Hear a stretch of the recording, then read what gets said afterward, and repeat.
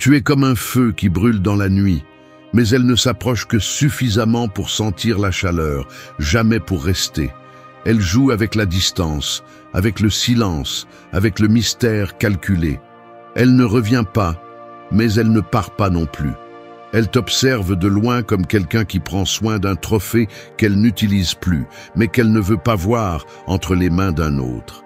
Et toi, pris dans ce va-et-vient invisible, tu continues à croire que regarder signifie intention, qu'un like signifie intérêt, que son silence est attente alors qu'en réalité, c'est une stratégie.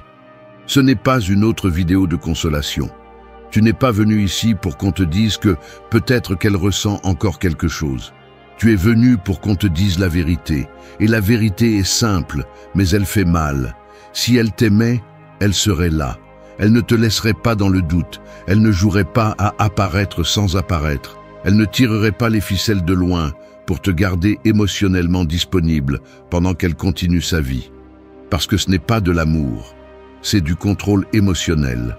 Manipulation passive, ego déguisé en nostalgie. Beaucoup d'hommes aujourd'hui sont émotionnellement liés à une femme qui est déjà partie, mais qui ne leur permet pas de l'oublier. Parce qu'au lieu de fermer, elle laisse ouverte la porte du peut-être. Et ce peut-être devient une chaîne invisible qui les retient, qui les affaiblit, qui leur fait perdre la concentration, l'énergie, la force. Cette vidéo est pour briser cette chaîne. Pas avec des larmes, avec clarté, pas avec du drame, avec réalité. Parce qu'il est temps d'arrêter de justifier les absences, de romantiser les signaux, de chercher des réponses où il y a déjà eu assez d'actions. C'est le moment de revenir à toi, de te choisir sans attendre que quelqu'un t'applaudisse. Nous allons parler comme des hommes qui veulent se réveiller, pas comme des victimes de l'affection intermittente. Prépare-toi, parce que ce qui vient ne cherche pas à te faire sentir bien. Il cherche à te faire sentir enfin libre.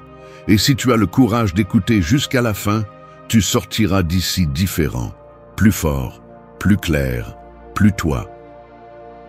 1. Coupe-lui l'accès à ton énergie. Un roi qui laisse ouverte la porte de son château à n'importe qui n'est pas généreux. Il est naïf. Parce que tous ceux qui entrent ne viennent pas en paix. Certains veulent juste regarder ce que tu as perdu, toucher ce que tu as construit ou nourrir leur propre ego avec le pouvoir de pouvoir partir quand ils le souhaitent. Et toi, chaque fois que tu permets à cette femme de continuer à s'intéresser à toi sans conséquence, chaque fois que tu sais qu'elle voit tes histoires, qu'elle vérifie ton profil, qu'elle apparaît en silence sans montrer son visage, mais que tu ne fais rien, tu lui laisses la porte ouverte au pillage émotionnel. L'accès n'est pas toujours physique. Parfois, il est numérique, mental, symbolique. Et tant que tu ne le fermes pas, elle continue à entrer. Pas pour revenir avec toi, mais pour s'assurer qu'elle t'a toujours. Parce que parfois, ils ne veulent pas la personne. Ils veulent le pouvoir que leur donne le fait de savoir que cette personne est toujours là. Ils continuent à t'observer, mais ils ne font pas un pas. Ils continuent à te lire, mais ils n'écrivent pas. Parce qu'ils ne sont pas intéressés à revenir, ils sont intéressés à savoir que tu ne les as pas dépassés. Et si tu ne coupes pas cela à la racine, tu finis par t'épuiser, te faire des illusions, et pire encore, t'arrêter. Ton énergie n'est pas infinie. Et quand tu la donnes à quelqu'un qui est déjà parti, à quelqu'un qui n'ajoute rien, à quelqu'un qui ne te choisit pas avec des faits, tu te la voles à toi-même. Combien de fois par jour vérifies-tu si elle a vu ce que tu as posté? Combien de fois changes-tu ton comportement en espérant qu'elle réagisse? Combien de fois te trompes-tu en pensant que c'est de l'amour? Ce que tu fais n'est pas de l'amour, c'est de l'auto-tromperie.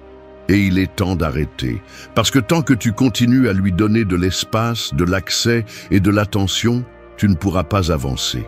Tu resteras attaché à une histoire qui est déjà terminée, mais que tu ne veux pas fermer. Couper l'accès n'est pas bloquer par vengeance, c'est se protéger par respect. C'est dire à ton esprit que c'est fini, que tu ne vas plus être un fichier ouvert auquel n'importe qui peut accéder quand cela lui convient. C'est comprendre que celui qui n'a pas le courage d'être là ne mérite pas la facilité de regarder. S'il n'est pas resté quand il le pouvait, qu'il ne revienne pas quand cela n'a plus d'importance. Parce que tu n'es pas ici pour être une option en pause. Tu es là pour construire ta vie, pour grandir, pour t'entourer de personnes qui t'ajoutent, pas qui te confondent. Le problème, c'est que beaucoup d'hommes pensent que couper le contact est immature. Mais ce qui est immature, c'est de permettre qu'ils continuent à t'affecter de loin. Ce qui est immature, c'est d'attendre que quelqu'un qui t'a quitté revienne par magie. Ce qui est mature, c'est de fermer la porte, non pas avec colère, mais avec détermination. Parce que si tu ne le fais pas, personne ne le fera pour toi. Elle ne va pas arrêter de regarder. Tu dois arrêter de lui offrir la vue. Et cela ne se produit que lorsque tu comprends que ton attention est du pouvoir, et que la donner sans réciprocité, c'est perdre de la dignité. Alors, à partir d'aujourd'hui, coupe l'accès. Pas pour qu'elle te manque, pas pour qu'elle réagisse, mais pour que tu reprennes le contrôle de ta vie, parce que le respect de soi ne se négocie pas avec des espoirs, il se construit avec des limites. Et si tu ne peux pas mettre cette limite, alors tu ne t'es pas encore choisi. Et tant que tu ne te choisis pas, tu resteras un spectateur de ce qui ne va pas se passer. 2. Le silence est ta meilleure réponse. Un tambour qui sonne constamment perd de son impact, mais un tambour qui se tait juste quand tout le monde attend le coup génère plus de tension que n'importe quel bruit. C'est ce que beaucoup ne comprennent pas, que parfois, ce qui transmet le plus de force n'est pas ce que tu dis, mais ce que tu décides de ne pas dire. Le silence bien utilisé n'est pas passivité, c'est stratégie. C'est une façon de montrer que tu n'as pas besoin de crier pour être entendu, que tu n'as pas besoin de réagir pour montrer que tu es en contrôle. Après une rupture, beaucoup d'hommes deviennent commentateurs de leur propre douleur. Ils publient des allusions, répondent aux provocations, tentent d'expliquer ce qu'ils ressentent, justifient ce qu'ils ont fait, cherchent à convaincre celle qui est déjà partie qu'ils valent encore la peine. Mais ce qu'ils ne comprennent pas, c'est que chaque mot qu'ils lancent, chaque geste qu'ils font, chaque tentative d'explication est de l'énergie qu'ils donnent. Et ils ne se rendent pas compte qu'en faisant cet effort, ils s'épuisent plus qu'elle. Plus tu parles, plus tu t'exposes. Plus tu expliques, plus tu te désarmes. Le silence n'est pas indifférence, c'est le contrôle de soi. C'est la capacité de rester ferme pendant que l'autre attend que tu réagisses. C'est regarder de loin et décider de ne pas intervenir. C'est comprendre que tout ce qui est insinué ne mérite pas une réponse, que tout ce qui est publié n'est pas dirigé vers toi, et que même si c'était le cas, tu n'es pas obligé de jouer à ce jeu. Parce que lorsque tu ne joues pas au jeu, tu enlèves à l'autre le pouvoir de bouger tes émotions.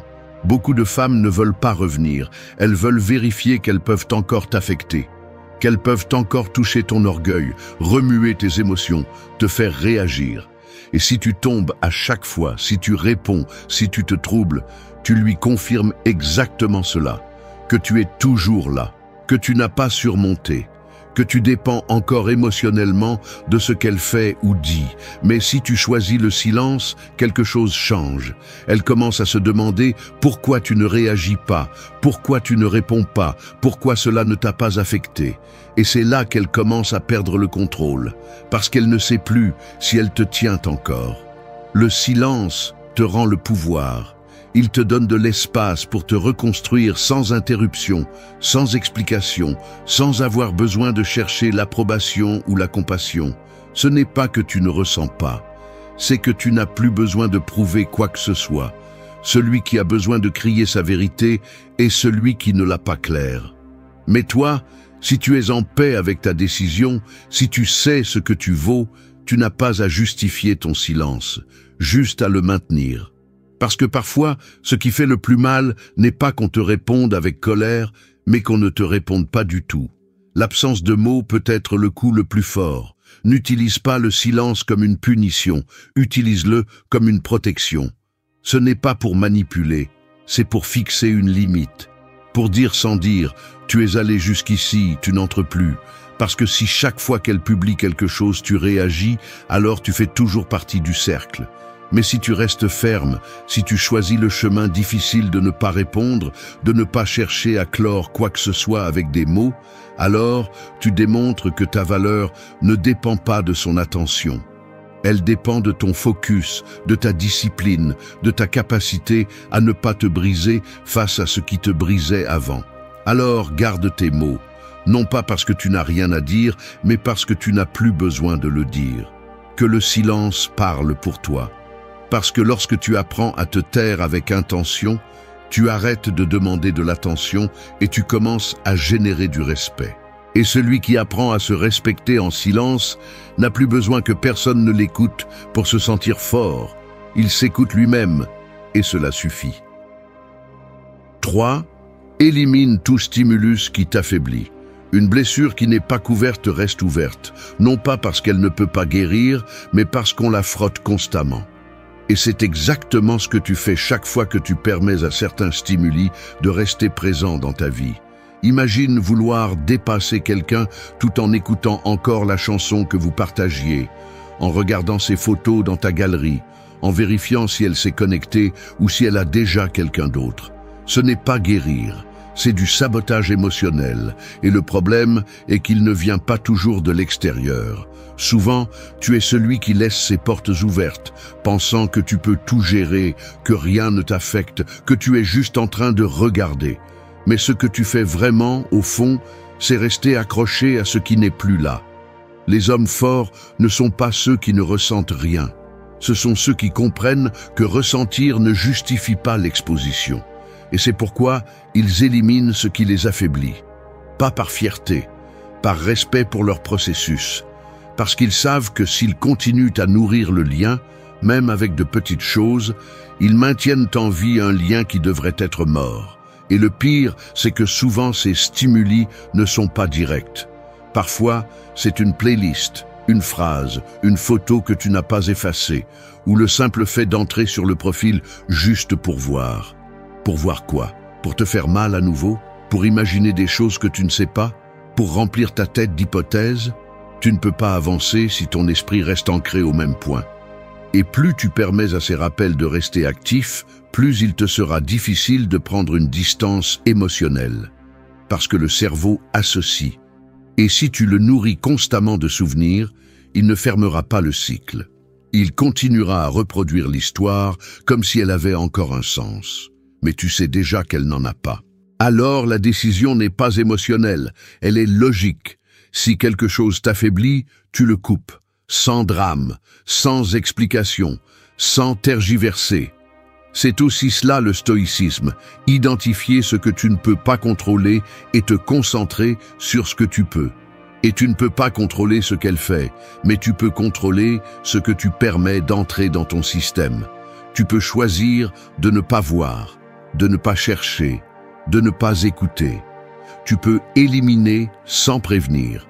Tu peux nettoyer tes espaces, tes réseaux, ta routine, parce qu'il ne s'agit pas seulement de l'oublier, il s'agit de cesser de la nourrir émotionnellement, même depuis l'ombre. Beaucoup pensent que couper à la racine est exagéré. Mais ce qui est exagéré, c'est de permettre à quelque chose qui est déjà terminé de continuer à interférer avec ta paix. Exagérer, c'est de continuer à justifier la douleur comme si c'était un signe d'amour. L'amour ne devrait pas faire mal comme ça. Ce qui fait mal maintenant, c'est l'attachement, l'habitude, la fantaisie de ce qui aurait pu être. Et chaque stimulus que tu maintiens actif est une invitation à continuer à souffrir. Alors, ne réfléchis pas trop. Si quelque chose t'affaiblit, élimine-le. Efface la photo. Ferme la conversation. Change la musique. Arrête de suivre le profil. Fais de la place pour toi. Ce n'est pas un acte de lâcheté, c'est un acte de force, parce que celui qui veut vraiment guérir fait ce qui est nécessaire, pas ce qui est confortable, ce qui est nécessaire. Et souvent, le nécessaire est le plus difficile, renoncer à ce qui éveille encore quelque chose, précisément parce qu'il l'éveille. C'est le test de maturité, la capacité de voir que quelque chose te tire vers le bas et de le lâcher quand même, parce que tu ne veux plus vivre à moitié, parce que tu ne veux plus avancer en regardant en arrière, parce que tu as finalement compris que prendre soin de ton énergie n'est pas de l'égoïsme, c'est de la survie émotionnelle. Et tu es ici pour vivre, pas pour revivre ce qui est déjà terminé. 4. N'interprète pas les signaux, interprète les actions. Un phare clignote au loin. Parfois il s'allume, parfois non. Mais toi, au milieu de la mer, tu crois que chaque éclair est une promesse, un message, un guide. Tu t'accroches à l'illusion qu'ils t'attendent sur la terre ferme, alors qu'en réalité, le phare n'est pas allumé pour toi. Il est juste là, faisant ce qu'il fait toujours. C'est toi qui as décidé de lui donner un sens. Et c'est le piège dans lequel beaucoup d'hommes tombent. Lire des signaux où il n'y a que du bruit, imaginer des intentions où il n'y a que des impulsions. Attendre un retour qui n'a jamais été annoncé. Après une rupture, le cerveau veut des réponses. Il a besoin de sens. Et quand il ne le trouve pas dans les mots, il l'invente dans les signaux.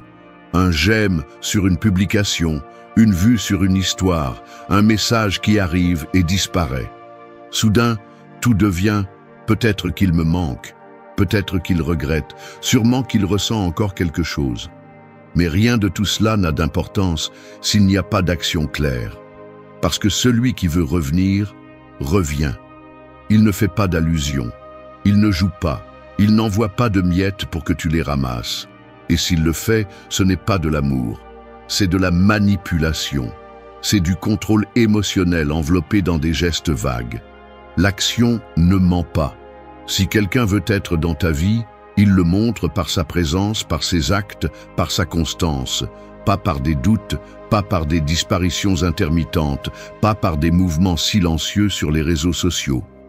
Le problème est que beaucoup d'hommes ne sont pas prêts à accepter l'absence et préfèrent le fantasme d'un possible retour qui n'arrive jamais. Ils restent coincés dans les interprétations.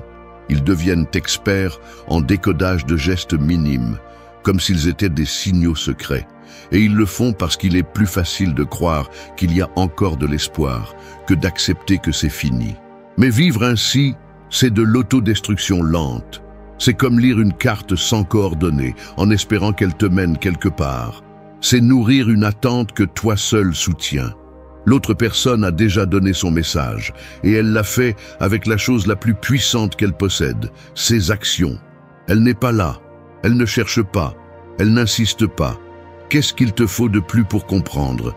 Les mots peuvent mentir, les signaux peuvent confondre, mais les faits sont indéniables.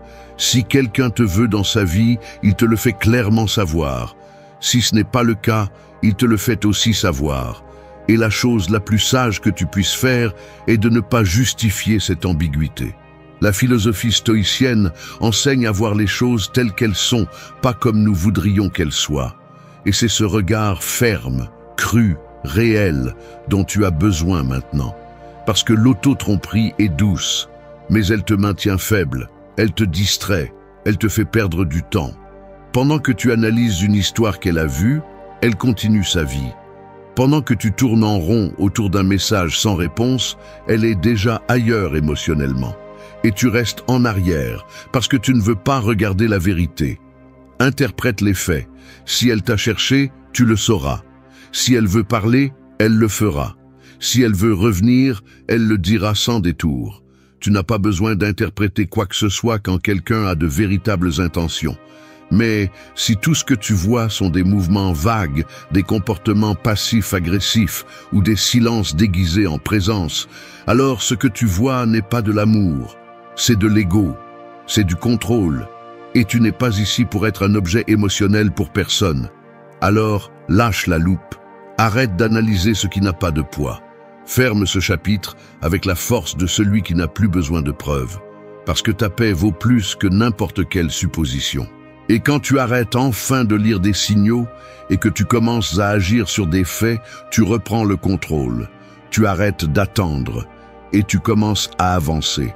Parce qu'un homme qui interprète des actions et non des illusions est un homme qui s'est déjà choisi. 5. Entraîne ton esprit à ne pas avoir besoin de clôture. Sais-tu quelle est l'une des addictions les plus invisibles mais les plus destructrices? Le besoin d'une explication. L'obsession d'entendre ces mots qui n'arrivent jamais.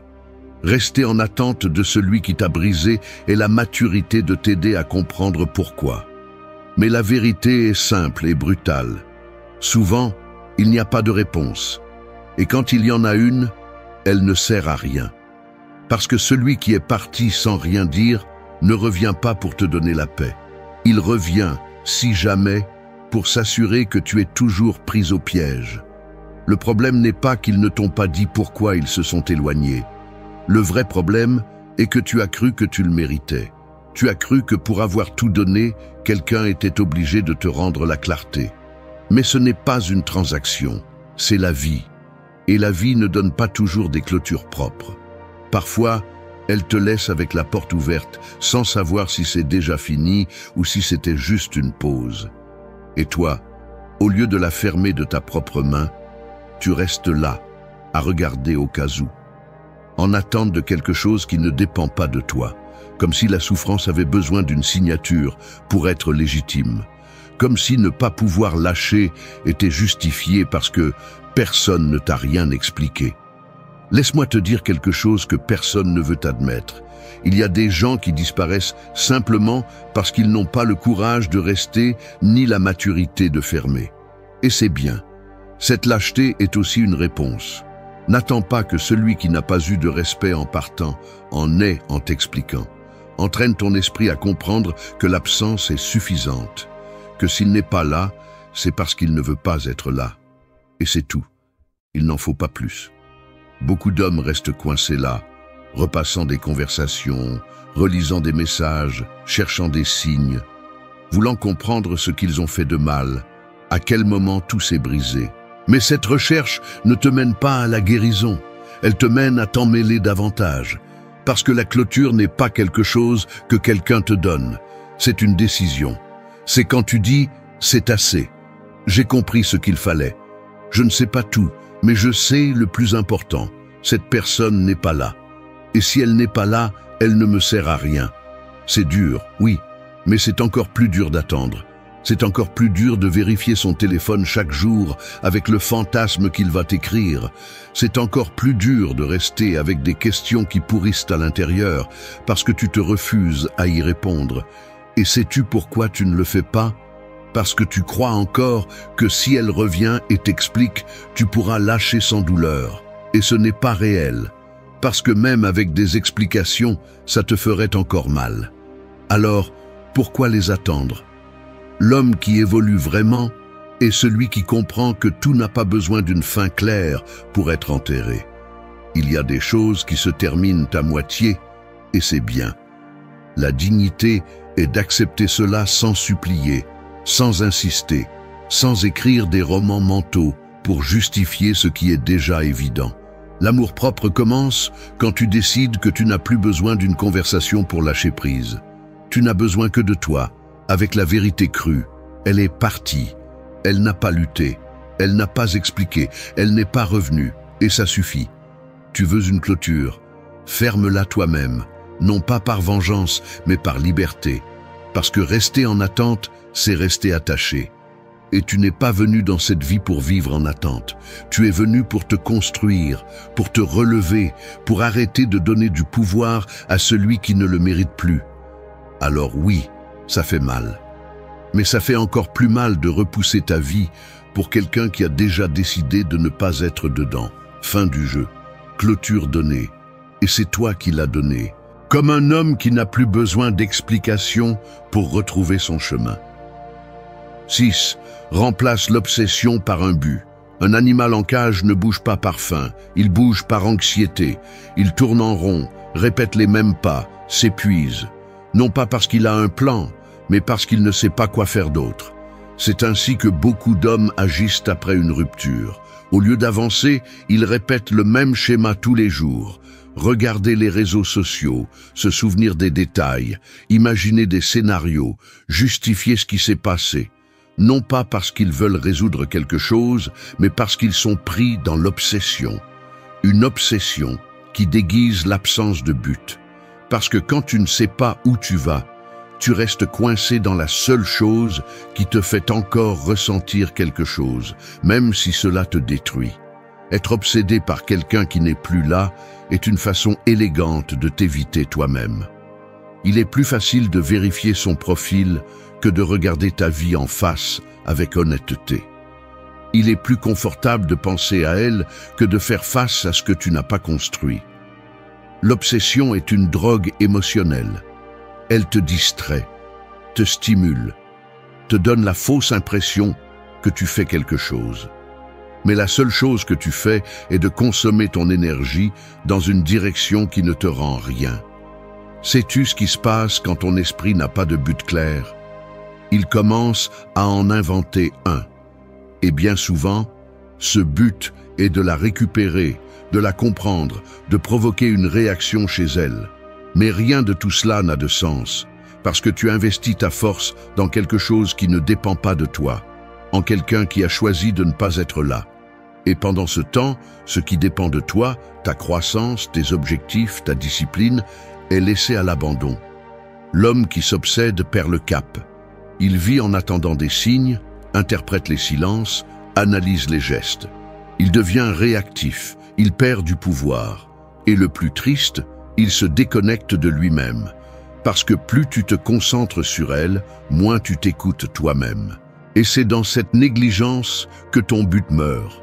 Tu ne t'entraînes plus de la même façon, tu ne travailles plus de la même façon, tu n'avances plus de la même façon, parce que tout ton système tourne autour d'une absence, comme si ta vie avait besoin qu'elle revienne pour fonctionner à nouveau.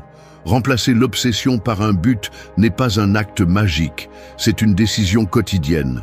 C'est te réveiller et dire « Aujourd'hui, je ne pense pas à elle, je pense à moi ».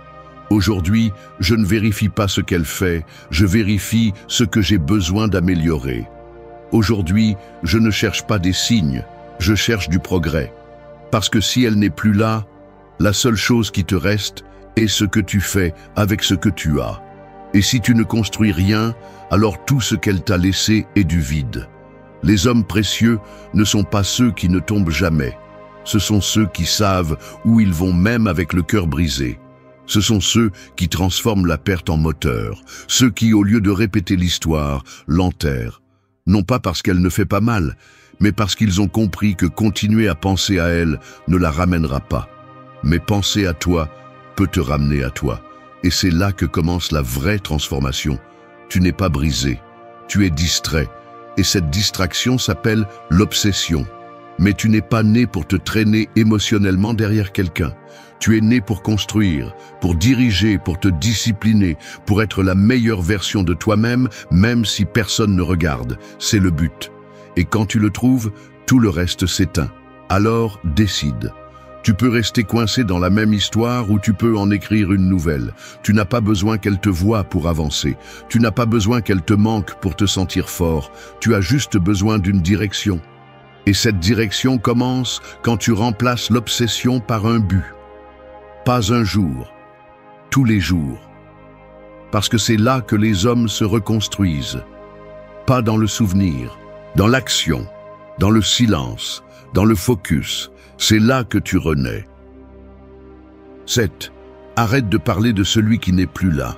Un feu s'éteint quand tu arrêtes de lui ajouter du bois. Mais si chaque jour tu le nommes, tu te le rappelles, tu l'amènes dans la conversation, tu ajoutes plus de bois à l'incendie que tu voulais éteindre.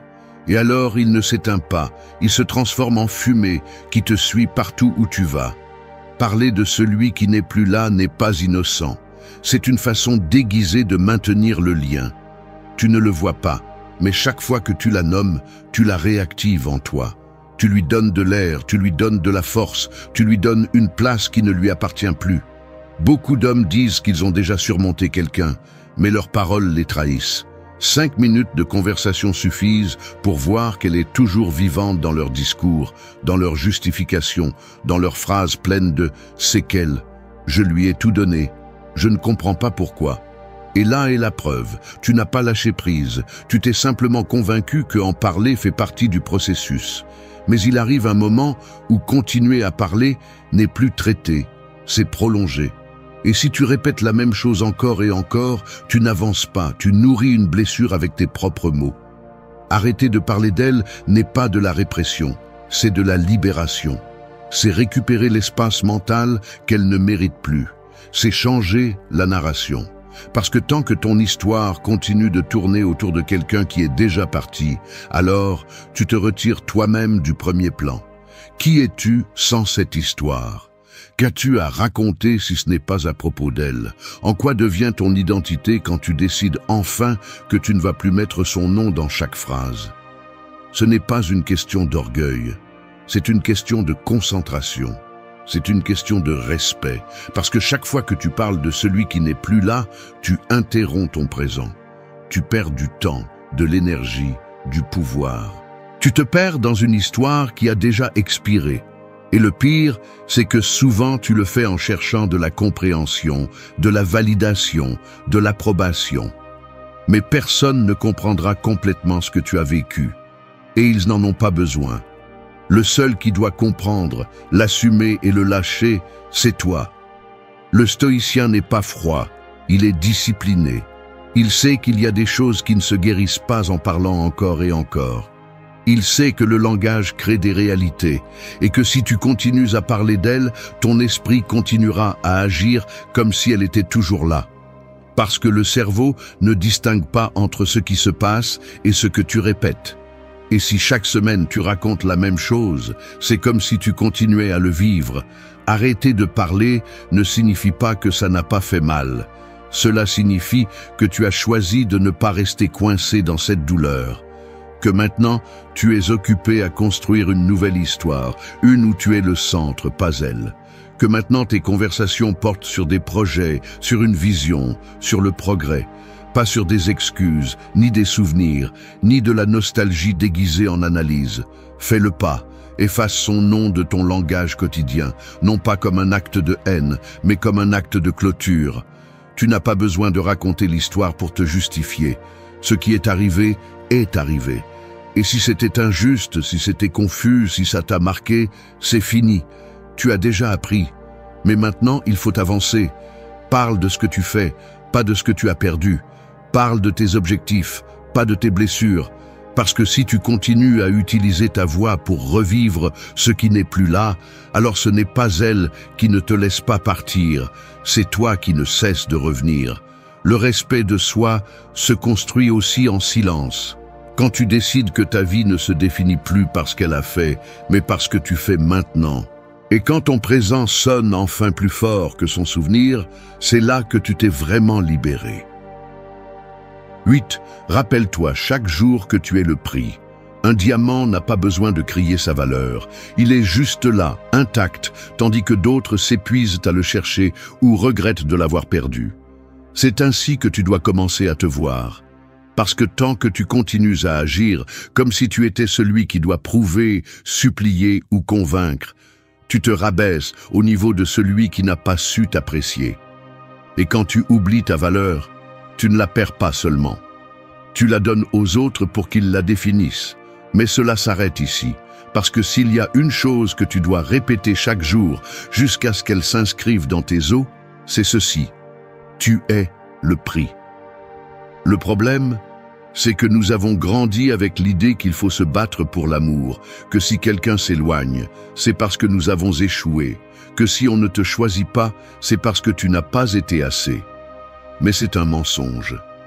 Un mensonge qui t'affaiblit, un mensonge qui te fait croire que ta valeur dépend de ce que quelqu'un d'autre décide. Et quand tu vis avec cette mentalité, tu deviens l'esclave des réponses des autres. Tu vis en cherchant des signes, de la validation, de l'attention. Tu te désespères pour prouver ce que tu vaux, quand en réalité, le simple fait de le faire signifie que tu l'as oublié. Tu n'es pas précieux parce que quelqu'un te manque. Tu es précieux même si on ne te regarde pas, même si on ne t'écrit pas, même si on ne te reconnaît pas. Tu es précieux pour ce que tu construis en silence, pour ce que tu surmontes sans applaudissements, pour la discipline avec laquelle tu te reconstruis après chaque chute. Tout le monde ne voit pas ça, mais toi, tu le sais. Et cela suffit, parce que celui qui a besoin d'être valorisé pour se sentir précieux est condamné à vivre en fonction des autres. Et tu n'es pas là pour ça. Tu es là pour te lever chaque jour avec l'objectif de ce que tu peux créer, pas de ce que les autres décident de te donner. Il y a des femmes qui ne t'ont pas apprécié, non pas parce que tu ne le méritais pas, mais parce qu'elles ne savaient pas reconnaître ce qui est rare, ce qui est solide, ce qui ne se plie pas par caprice. Et ce n'est pas de ta faute.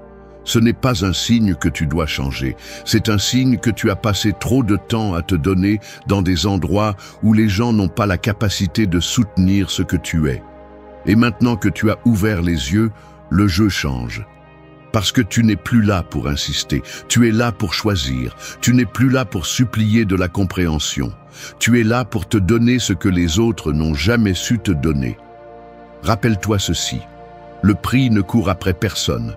Le prix ne se met pas en vente, le prix ne poursuit pas, le prix reste ferme, silencieux, travaillant, grandissant, jusqu'à ce que quelqu'un avec une vision claire le reconnaisse. Et si on ne le reconnaît pas, ce n'est pas grave, parce que tu n'as pas besoin d'être validé pour être réel, tu as juste besoin d'être fidèle à toi-même. À partir d'aujourd'hui, marche avec cette certitude. Non pas comme celui qui attend que quelqu'un revienne, mais comme celui qui sait qu'il n'a besoin de personne qui ne sait pas voir. Parce que l'homme qui se reconnaît comme le prix n'implore pas, ne rampe pas, ne mendie pas des miettes émotionnelles. Il se concentre, se renforce, s'élève. Et quand cela se produit, le monde change, l'énergie change, les portes qui se sont fermées n'ont plus d'importance, parce que tu ne frappes plus là où on ne t'ouvre pas.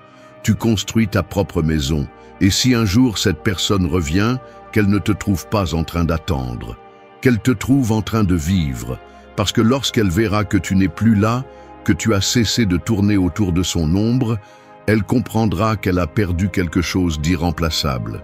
Mais à ce moment-là, tu ne regarderas plus en arrière, tu seras à un autre niveau. Et tout a commencé le jour où tu as décidé de te rappeler, sans peur sans doute, que tu étais et seras toujours le prix, même si personne ne le dit, même si elle ne le voit pas, parce que tu le sais déjà. Et ça change tout. Merci d'être resté jusqu'à la fin de la vidéo. Si vous avez tout vu, commentez « Je suis stoïcien » comme notre signe secret, indiquant que vous êtes un véritable apprenant du stoïcisme. N'oubliez pas de vous abonner et de liker la vidéo si elle vous a plu. Rendez-vous dans la prochaine vidéo et rappelez-vous, continuez à cultiver votre esprit stoïque.